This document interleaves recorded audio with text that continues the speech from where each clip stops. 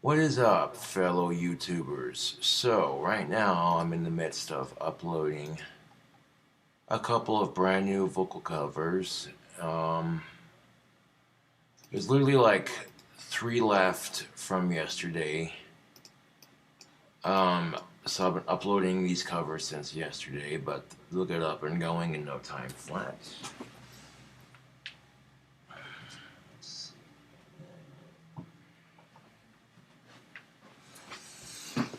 So right here I have one of my pipes in my collection here. Let's see. This would be the church warden that was sent to me recently. This thing's pretty beast. If I go into my ashtray, I can see that there are a couple of filterless cigarette butts that are just begging to be smoked. And this is a great way to make sure that all the cigarette butts in your ashtray are out and empty, so you're not causing fires and you're not wasting tobacco when you throw your butts away. So I'm going to take my church warden and these cigarette butts and just squeeze them up into the pipe, just like that.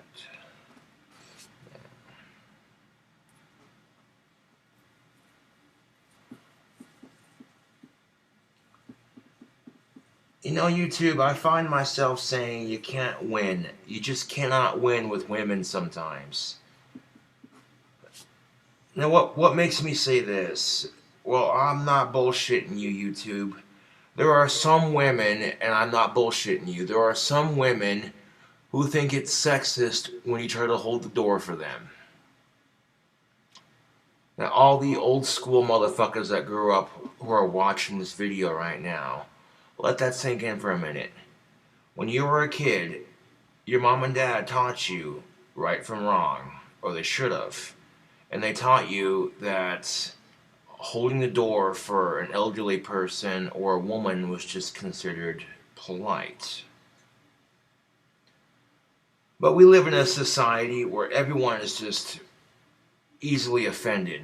I mean, the simplest gesture of trying to be a decent human being turns into this political rant about how men are just pigs and, well, you're just trying to stare at my ass, weren't you? Like, well, maybe, but you kind of ruined it, honey.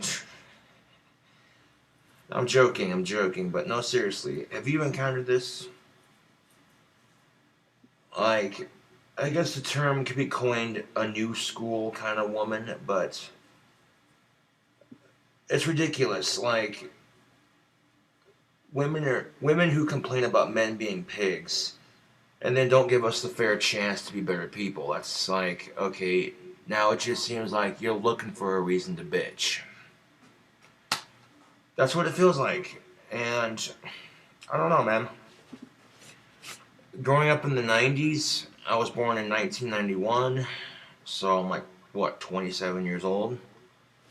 So I'm an older millennial, and as an older, much older millennial, that's just how I was raised. That it's polite to hold the door for women. So, what the fuck makes a woman say, he's trying to be polite to me? That's sexist. It's like, okay, when you're treating somebody just like you treat anybody else, and that's the thing of it, is I don't just hold the door for women, you know? I'm one of those people that will hold the door for everybody. Because holding the door is just a common courtesy that you don't see too often.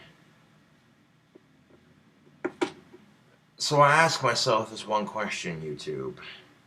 How is it sexist to hold the door for a woman when you hold the door for everybody? Because I believe that the correct definition of sexist treatment is treating one sex better than the other. Correct? Yes. If the simplest term and definition for sexist treatment is you treat one sex better than the other. In other words, you don't treat them equally. By holding the door not just for women, but for men as well, you're showing the world that you are a fair player, that you're a courteous person.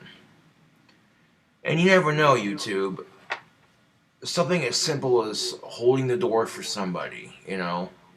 I mean, it's a small courteous step, yes, but you'd be amazed at one simple act, just one simple act of kindness. You know what I'm saying? That person could be having a really rough day. You don't know. You truly do not know. That person could be having the world's shittiest day, and then out of nowhere, a complete stranger is nice to them and shows them a random act of kindness. And you stop and think for a second, you know what? Maybe life's not so shitty after all. There are still some people who have common decency.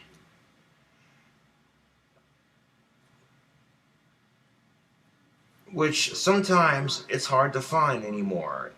Civil decency, it just seems like it's hard to find. A lot of people, and I'm not trying to generalize the human population. Let's get that out of the way right now. Oh shit.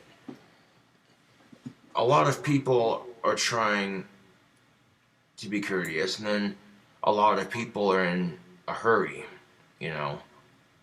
I mean, a lot of people, it seems like, try to be courteous and then they give up because no one else is courteous to them. But then they end up just becoming like the rest of us, in a hurry to get places, you know. Life is incredibly short, YouTube. Life is so goddamn short. And if you blink for just a second, you will literally watch life pass by your eyes. 1 minute your parents are bringing life into a younger sibling, you know. 1 minute you have a younger brother or sister, and next minute your younger brother or sister is almost 21. Case in point, you know what I'm saying? Life has a way of just passing before your eyes.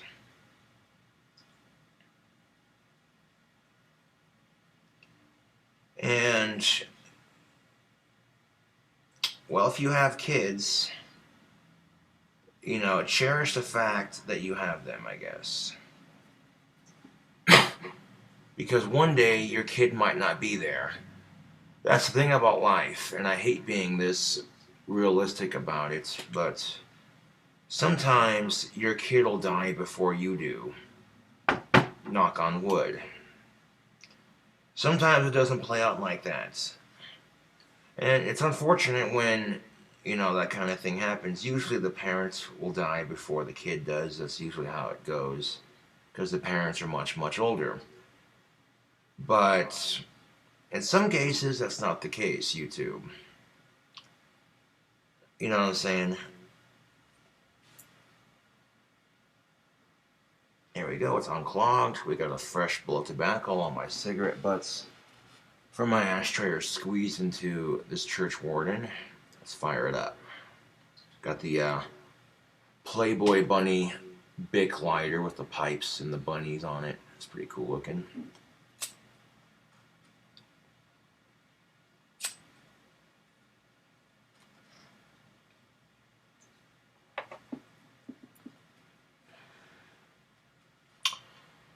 I mean, these are the same kind of women who sit there and tell their boyfriend, okay, they're on their period, they want some fucking ice cream, they hate the world, everyone's a bitch, okay? So you, being the caring boyfriend that you are, you're like, okay, honey, what kind of ice cream would you want? Do you want? I will go to the store and I will get it for you. She says strawberry, but she means chocolate. And then you go to the fucking store, you come back with some strawberry ice cream, and this is just stereotype and a cliche, and it's also a hypothetical that I use because some people are like that. And she gets pissed off because you grabbed the wrong flavor of ice cream, and all she had to do was text you and say, "Oh, I changed my mind. I want chocolate. Can you get that instead?" Women out there who expect men to be able to read their fucking minds, that makes me laugh. Now, it doesn't matter what relationship you have. If there's a lack of communication in your relationship, it can make things go sour real quickly. A lack of communication. Okay, communication. Communication is key to establishing a professional work environment and a healthy relationship. You think not. Okay, well, what happens when you're working a fast food restaurant and people don't do their job and communicate? Eventually, you're going to get angry customers. Hey, there's tea that's empty, or the soda pop machine's not working, you know? Or you fucked up my order. See what I'm saying? Lack of communication hurts. Now, it's a quote from Johnny Cash. Loving gets you killed. Trusting gets you hurt. Being real gets you hated. Yeah. People do crazy things for love. Trusting people gets you hurt because a lot of people will take advantage of your kindness. I'm a very kind person. I try to be a decent person. But people make that difficult, YouTube. I don't judge people based off of their sex, their preference in sex, their background, or any of that. I judge people based off of their character. I don't judge people based off of their shitty reputation. You know what I'm saying? To me, they're just another face in the crowd. To me, that person is just another person walking by in life. To me, that person is just another person. Just that, another person. A fellow human being walking through life, just like me. We may not have the same struggles, tastes, likes, dislikes, what have you. But at the end of the day, they're still just that, another human being. So that being said, why do humans treat each other like shit? Because when you stop and think about it, life sucks for everybody. Whether you're rich, poor, middle class, it don't matter. Life has a funny way of pissing on all of us. Life has a funny way of pissing on all of us. And even if that person doesn't think exactly like you, guess what? Even though that person has nothing in common with you, except for maybe one thing, they're going through life just like you.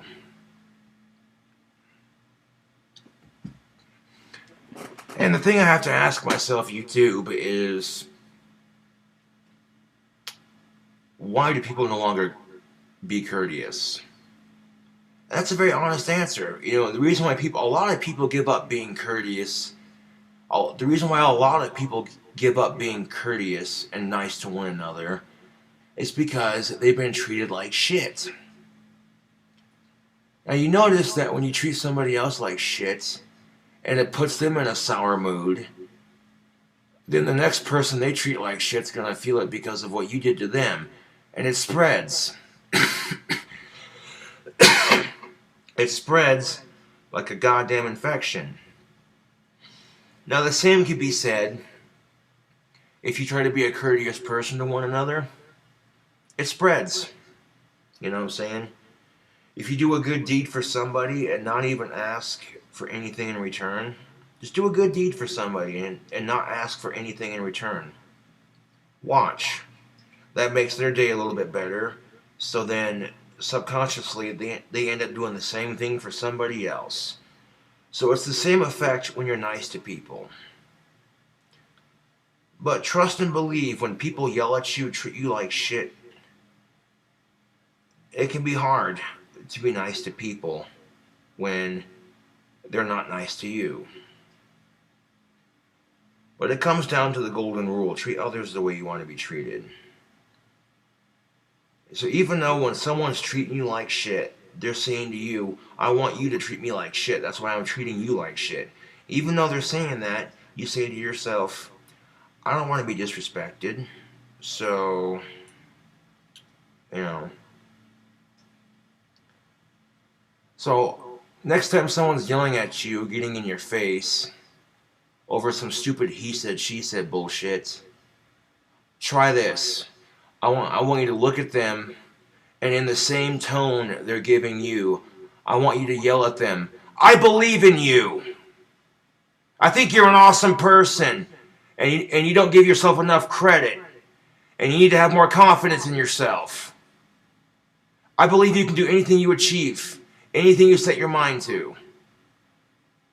Watch their reaction. Watch their reaction. Next time somebody's yelling at you over some stupid bullshit, flip the script on them. See what happens. There are some, and this is the thing of it, when you inadvertently get treated like shit, when you get treated like shit by a lot of people, it can have a negative consequence on your self-confidence. A lot of times, you won't try. A lot of people will use being treated like shit subconsciously as an excuse to not do anything. And it's unfortunate. You might have had a couple of shitty relationships. Big whoop. Don't use that as an excuse. You know what I'm saying? If I don't use my disability, if I don't use Asperger's as an excuse, then you don't have any excuses either. I mean, there are some things that we can't control because of our circumstances. There are some things we cannot control because of our circumstances. It is what it is. But circumstances are one thing. Excuses are another.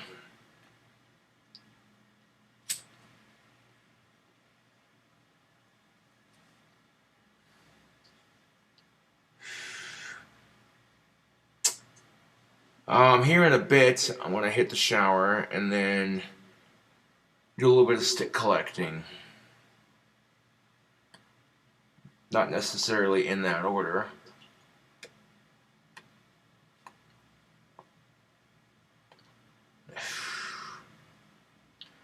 I literally only need like 7 more sticks to start my next batch of wands.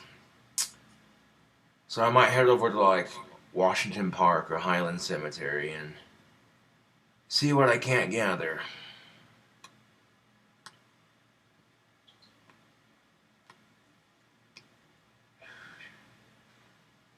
Because if I'm in Highland Cemetery with some branch cutters and groundskeepers see me, they're like, what are you doing?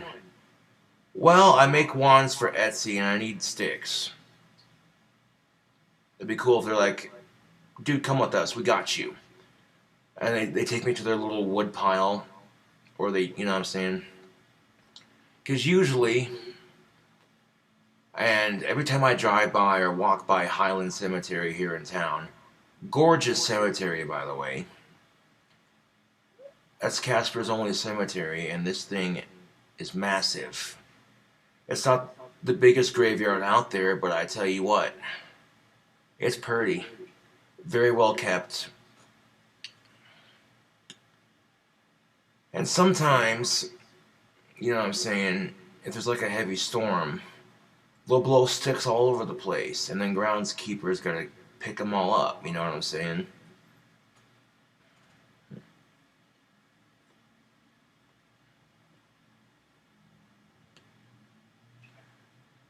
And I'm very respectful when I go to the graveyard. I'll talk to people like they're alive, like, how are you? Nice weather we're having.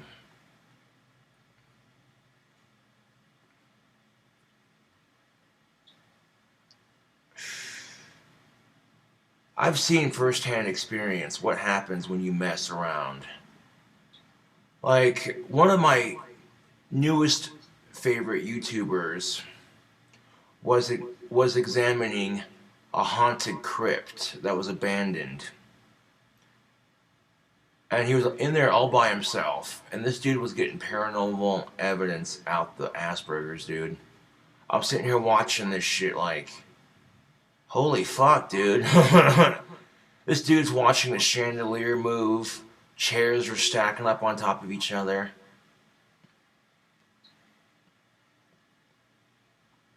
And he's like, I can't believe I'm doing this.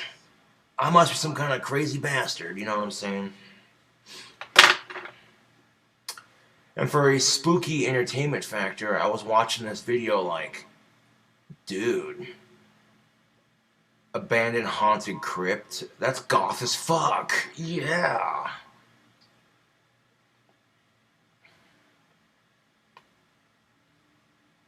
And on camera, he's sitting there going, oh, I wonder if I should open this coffin. There might be a body inside. And as soon as he says that, he'd hear a noise every time. And he'd go to follow the noise. And the chairs would be stacked up and the chandelier would be moving. It was like the spirit of that ghost saying, it was like the ghost of that dead body saying, don't fuck with my resting place.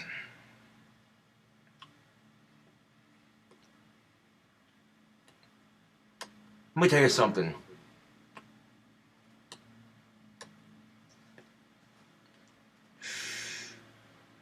Ghosts can sense when their final resting place is being fucked with, or if their body is being messed with. They can see that shit from the other side. Trust and belief. When you pass away and you're on the other side, you get to watch over your loved ones and your friends if they're still around. And you also get to watch over your final resting place.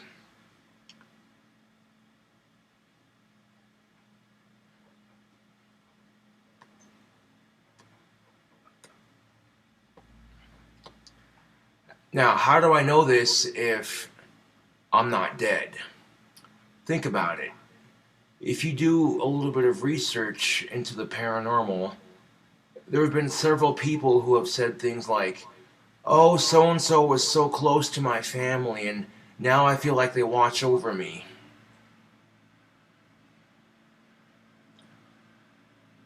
Think about it. How many times has it happened?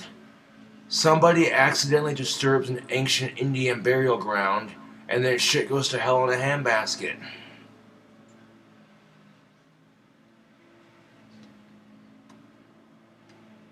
There have been several ghost stories where people have built houses on top of Indian burial grounds, and that house became extremely haunted afterwards.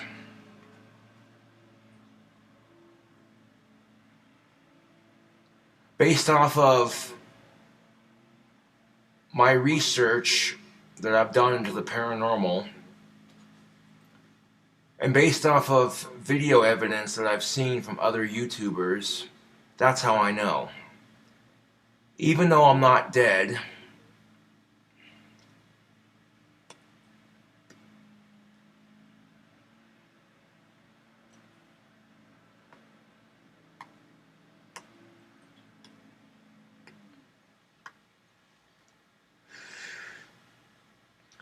and not only that, YouTube, but I am a haunted person, if that makes any sense.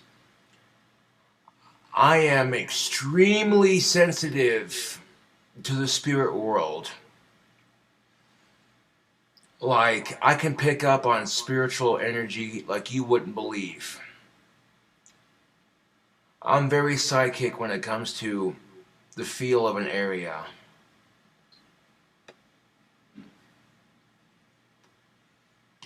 Believe it or not, true story. I kept on getting this vibe that suicides happen in this apartment complex. Like, I kept on, like, when I first moved in here, I got that vibe. You know what I'm saying? That vibe that my spiritual psychic abilities tell me. Come to find out, there's been like 3 people that have killed themselves in this particular building.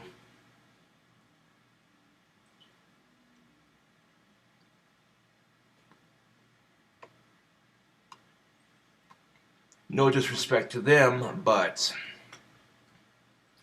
when I found that out, I'm like, damn.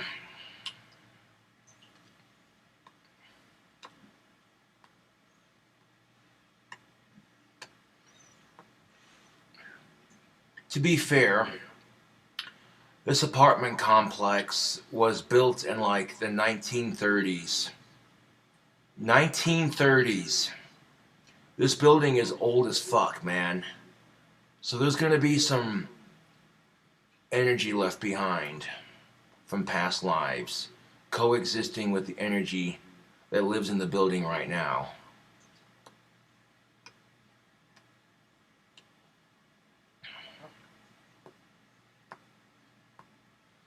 Now, even though the past is no longer with us, the past, the present, and the future coexist on one endless loop. That being said, Albert Einstein's theory on energy, you cannot destroy it, you cannot make it. So where does it go when you die? It stays behind.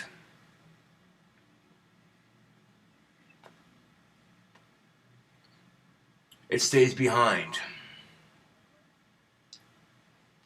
Why do you think, YouTube, why do you think when you walk into a haunted building, you could just feel it? You know what I'm saying? When you walk into a building that has ghosts in it, you can just feel it. The residual energy that's left behind, you can just feel it in your bones. It makes the hair on your neck stand up. It gives you goosebumps. So what if the Big Bang that created Mother Earth was also the Big Bang that destroyed it? Think about it. Destruction breeds creativity. Think about that, YouTube. Okay? Destruction breeds creativity. Creativity breeds destruction.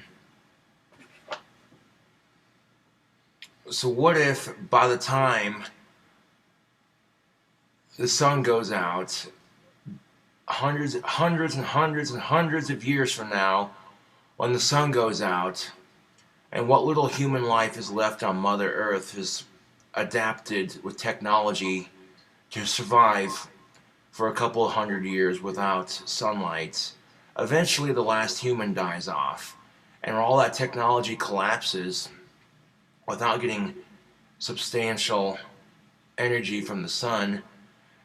You know what I'm saying? It could throw Earth's rotation off rotation. It could cause the Earth to explode. And all the energy and everything that's happened to that point, all that energy, it's like when you take a bottle of pop and you shake it up and you keep shaking it until all the fizz builds pressure on it. Now what happens when you take a pop and you shake it up? It gets real fizzy and you open it.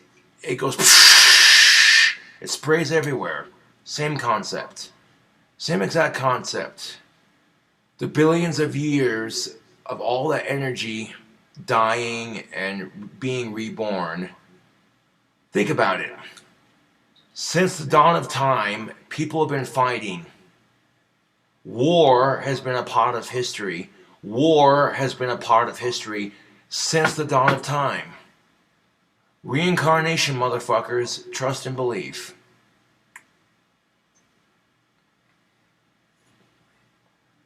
So essentially, it's just the same souls killing each other in different times. We had the Greek War, the Roman War, the Civil War, World War I, World War II, the Korean War, Vietnam, you know what I'm saying?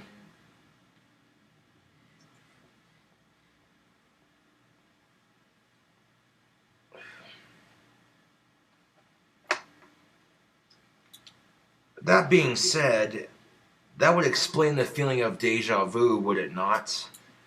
You sitting there thinking, fuck, I've been here before. I don't know how, I don't know why or when, but I swear to God, I've been here before. This feels way too familiar.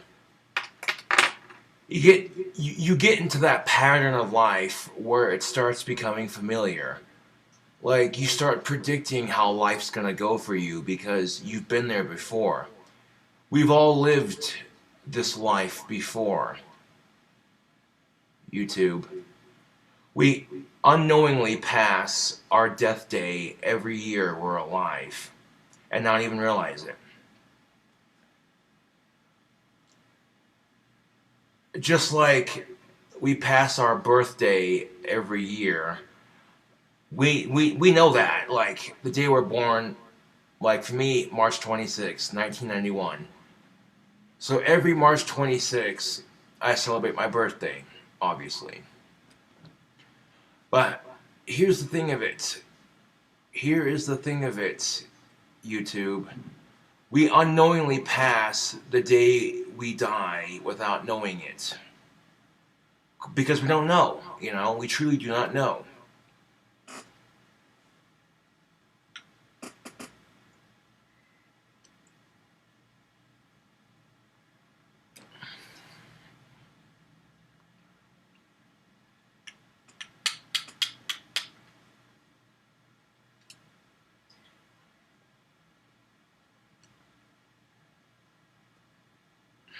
We unknowingly pass our death day every day. Or every year, and we don't even realize it. So don't worry about when you're going to die. Just worry about making your life happen. Live for the moment, because tomorrow's not promised.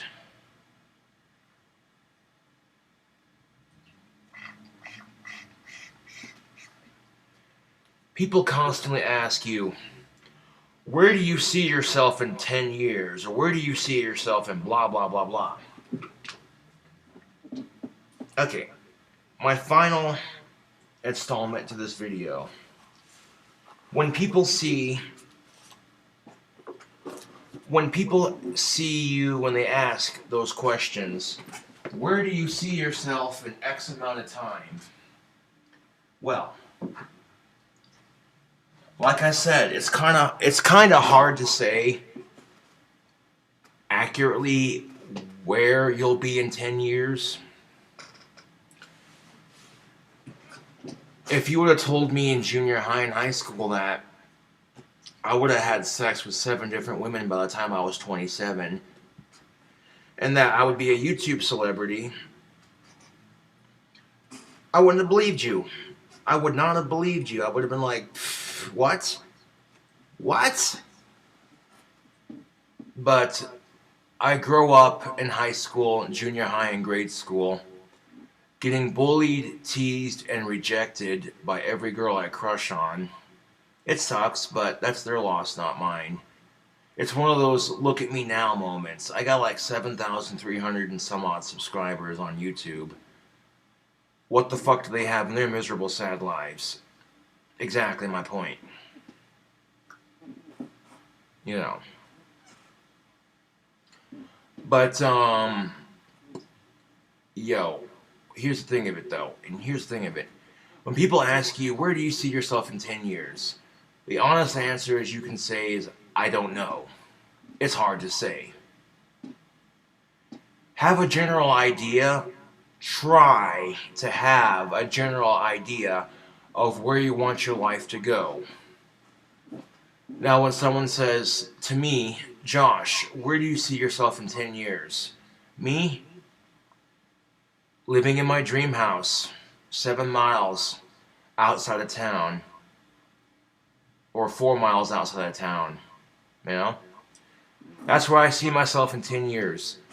Living in my dream house 4 miles outside of Casper, Wyoming, on my own personal plot. 4 miles, 20 acres of land. That's where I see myself. Although 20 acres might be too much, I'd be happy with just 7. You know what I'm saying? I don't need a whole lot of acreage. Just enough to build my dream house and have like a little forest around it. You know what I'm saying? Now, once you realize, okay, this is where I want to be 10 years from now. The second thing you got to realize, goal orientation. Get motivated. Figure out what it's going to take. Now, if I want my dream house, there's several things I can do. Win the lottery, become a well-known published author for writing books like scary stories and shit like that, or become a rock star. Because, yeah, those are the three options I have. Become a rock star, become a well-published author like Stephen King, or win the lottery.